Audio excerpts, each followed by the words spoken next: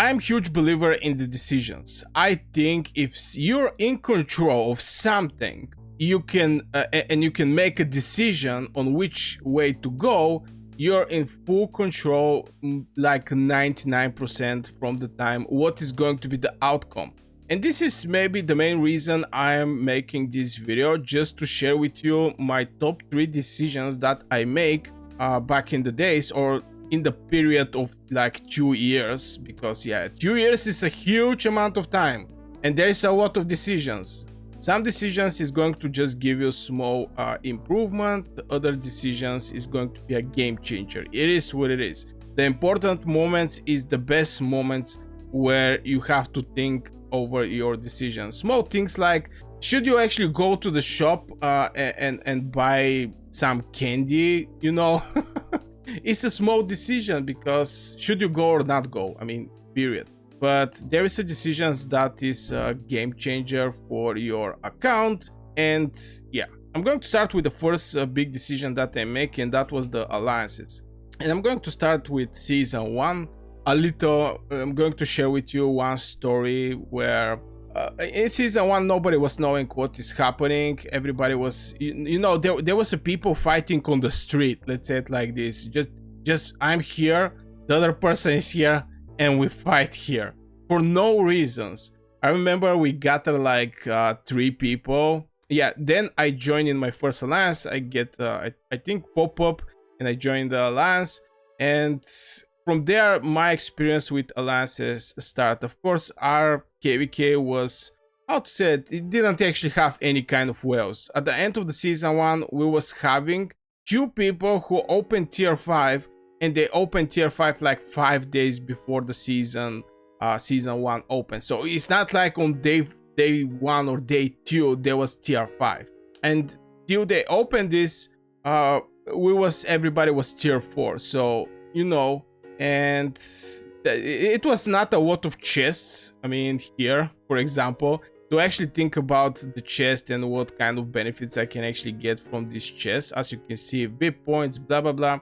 But yeah, the first fight actually start between the alliances. Again, it was huge map, a lot of people there, a lot of alliances. There was people from Rise of Kingdom who maybe have some idea how the things may actually go and what it have to be done here.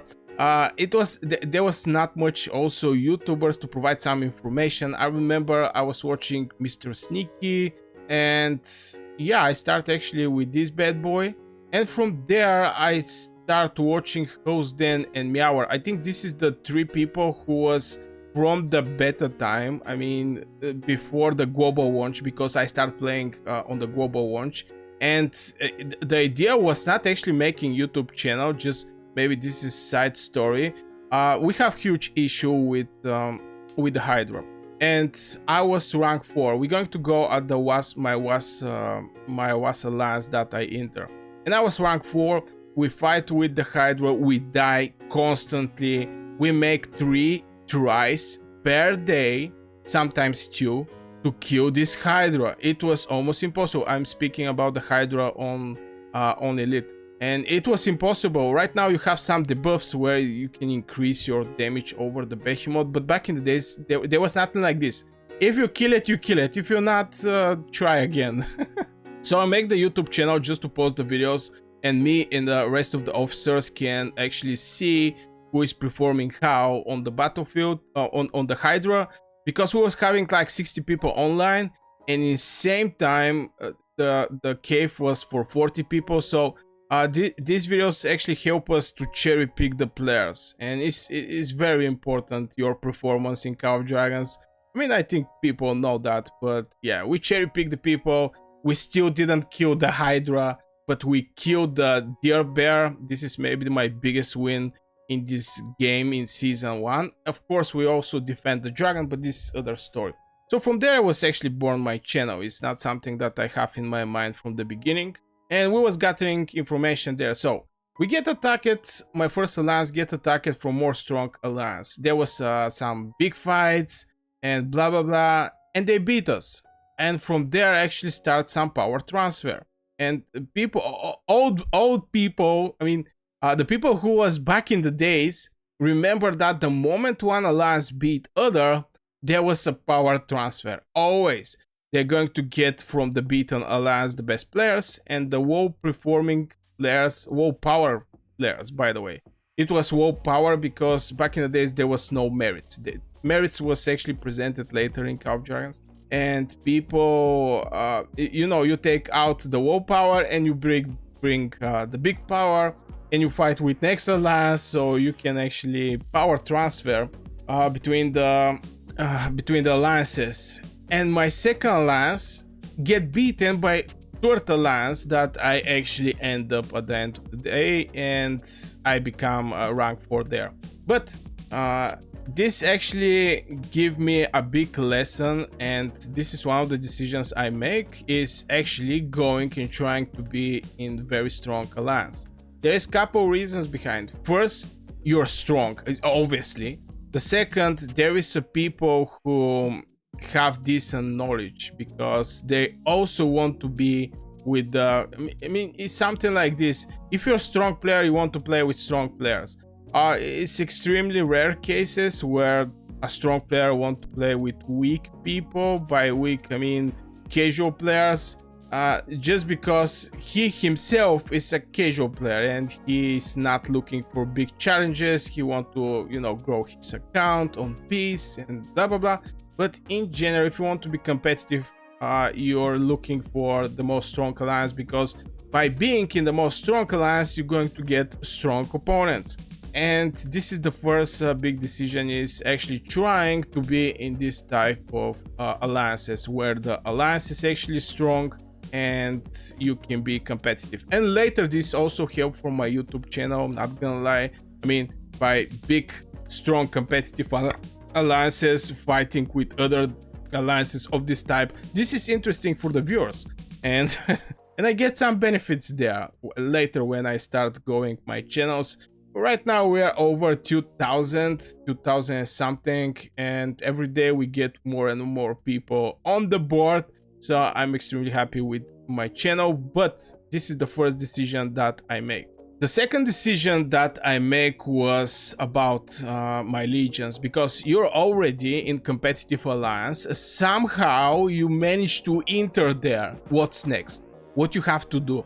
I mean, to not get kicked, because by entering in the alliance, this don't mean anybody own you anything. They can basically kick you tomorrow, and if you raise your voice, they can rally you and stuff like this. So you have to just accept that if you get kicked, just to move out and not actually have some bad feeling. It's nothing personal. Most of the times it's just more strong player is going to get your spot. So what you can do to be competitive, and from there I actually start focusing over my legions. And at the beginning in the season 1, I was a cloud chaser. What I mean by that is Kinara was present in the game, I invest in Kinara. Madeline was present in the game, I invest in Madeline. And here's the thing, yeah, I spent money. I mean, till these days I actually spend some money here and there. But at one point I was getting the daily bundles plus a monthly bundle. So I invest here and there, not some good decision, but I was looking, to make strong marches. And this is the moment where in couple discussions with the top players, and here's the thing. If you're in the top alliances, you have the opportunity to speak with one of the best players, if not in Call of Dragons, in your kingdom. Let's say it like this. So you can gather some information how to do it. So from there I actually focus over the mages, because back in the days there was no long range warfare, this type of stuffs. And even if it's having long range warfare, Kinara, and I actually focus over Kinara, and my main target was actually to be extremely strong in the Behemoth. I was believing that, and that was the truth back in the days. Back in the days, if you perform very good on the Behemoth, you're going to, it's like getting tons of merits right now. There is no other thing that can actually measure your success. It was only the Behemoth. If you're on the top places, nobody's going to touch you.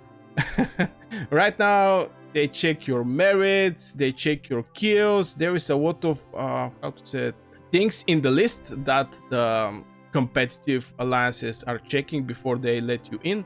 But in general, back in the days was just the Behemoth, and this is one of the main reasons I actually have invested in Syndrian Frygar. Look at this thing. Where is my Syndrian? It's Awakened 6-star. Bad boy. Frygar, Awakened 4-star.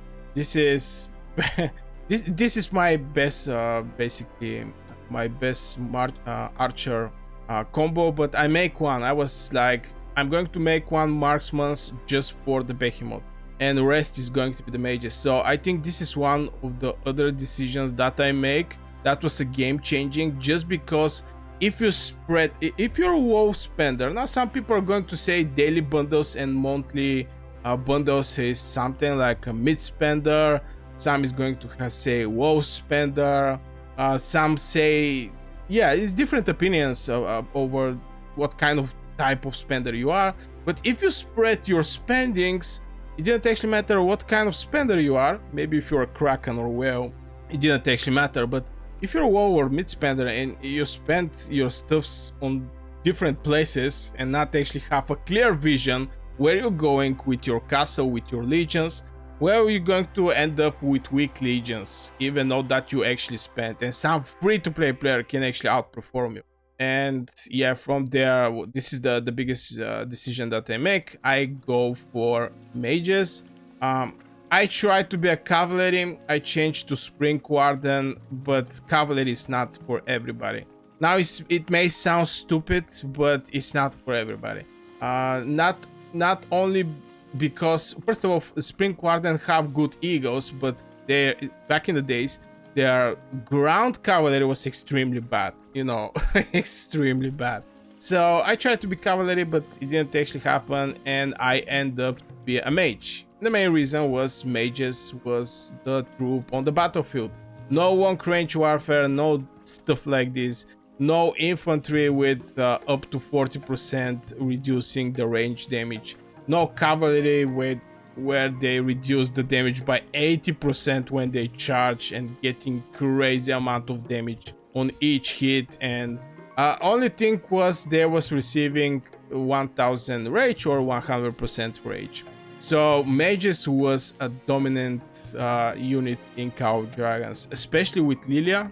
Now Lilia is not that strong like 511. The true power of Lilia actually comes from the Awakening, where you actually add one more legion to her, and Lilia Velen was still till these days is the best mage combo. I'm sorry for generation 2 or 3 mages, but still till these days Lilia Velen is extremely good.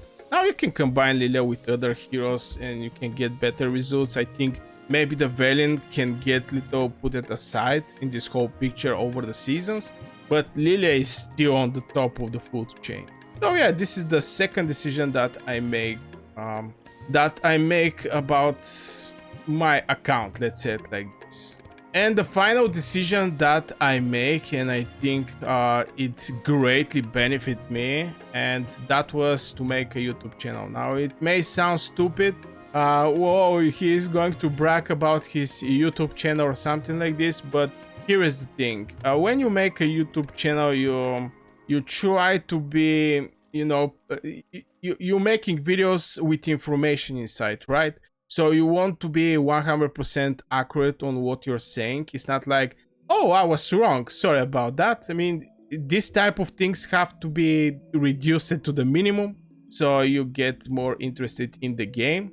The other thing is, of course, getting some extra rewards from the game, which support me by a lot. I mean, I'm not so sure I can say what kind of rewards I get, but it helps a lot. It helps a lot. Also, the community, you start getting recognized here and there. I mean, I enter in this KVK and couple people was like, "Yo, Burgas, I watch your video." So this actually bring some good feelings. But in general, from point of helping, you get some rewards from the game. I don't fear competition or something like this. This is one of the reasons that I actually help 2 or 3 people to start their YouTube channel. I have one dude, and he make a YouTube channel, and he starts, spitting on me. I have bad experience with this thing. I have no idea why. Because I was giving him step by step what to do, and at the end of the day, he maybe tried to, I don't know, get some views from me. No idea. But I think YouTube channel is the best thing that happened to me, boosting my account by a lot. And yeah, in general, the YouTube channel is about that bring the good feeling, the community. Somebody write you a great video or something like this, or somebody hit one like on the video. I mean, this is a good stuff. It's not directly related to the account, but it's a game changer for me, because I'm going to give you one story. Back in the days, I was thinking to quit. No joke. There was a moment where I decided, okay, I have some other things, other priority.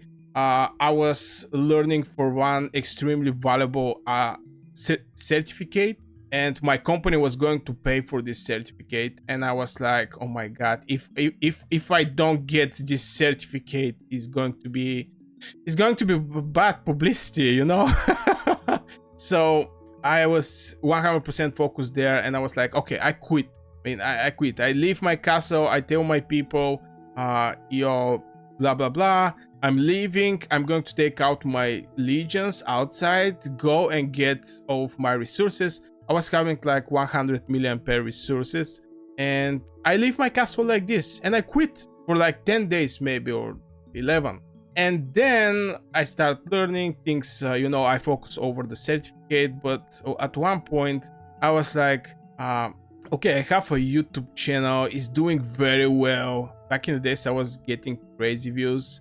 Right now, there is competition, obviously, so I have to put extra effort over my stuffs.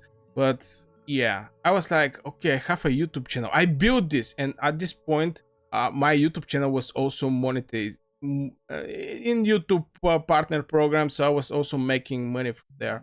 And I was like, I put so much effort in this thing, so I come back, and still this day I never actually think to quit again. I start re-enjoying a lot the game, and actually my YouTube channel drove me back. And here's the thing: when I come back, my castle, nobody actually was attacked my castle. There was an order from the officers and the leaders, nobody to touch my castle because it's going to get rally, and nobody actually touched my castle. And this because I was like, oh my god, they're going to get off my resources, maybe they kill my troops, and after this they rally me and I get its troops. A lot of things actually happen to your mind, thinking what is happening with your account till you're not there.